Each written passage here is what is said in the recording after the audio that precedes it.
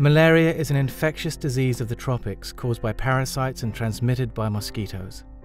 It kills a child every 45 seconds. At least 655,000 people die of malaria every year. It's the same total as 4 jumbo jets crashing every single day. The victims are mostly children under 5 years of age and pregnant women in Africa. But malaria is a disease that can be cured with the right drugs. The problem is that 1/3 of all malaria drugs sold in Africa are fake. These drugs contain either none or too little good medicine to be effective, but they are branded and sold as good malaria drugs. In most cases, it is impossible to tell the difference with the naked eye. Fake malaria drugs don't cure, but put millions of people unnecessarily at risk of dying. Fake malaria drugs are a worldwide problem and find their way from Asia to Africa, flooding the local markets. So how does the process work? Criminal gangs don't work from registered pharmacies and do not declare their export and import products at customs. What they do is find alternative routes that make them hard to track and trace. Criminals in India and China illegally produce these fake drugs, and they're making millions upon millions per year from tablets that contain nothing more than chalk, sugar, or washing powder.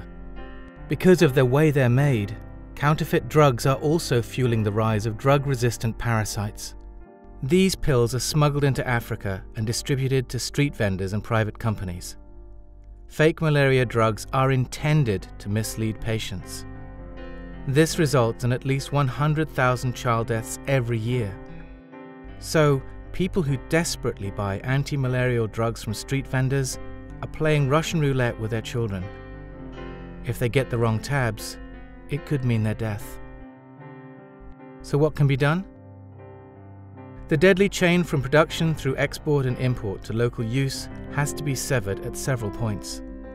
First, the governments of China and India must be urged to take their responsibility to stop the production and export of fake malaria drugs. Second, African nations need to be alerted and supported to strengthen their efforts to control the import, quality control, and registration of anti-malarial drugs. And lastly, vendors and end users need to be aware of and be able to check the drugs that they buy on authenticity and quality. What can you do? Please sign the Juma petition and ask your friends, colleagues, and relatives to do the same. What will we do? We will seek international support and deliver the Juma petition to the Ministers of Health of China and India, with an urge to take their responsibility to stop the production and trade of fake malaria drugs.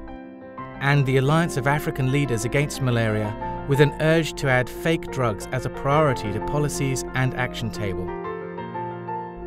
We will draw international attention to the problem of fake malaria drugs to generate general awareness in Africa and to sustain the development and distribution of techniques that allow people and pharmacists to distinguish fake from good malaria drugs.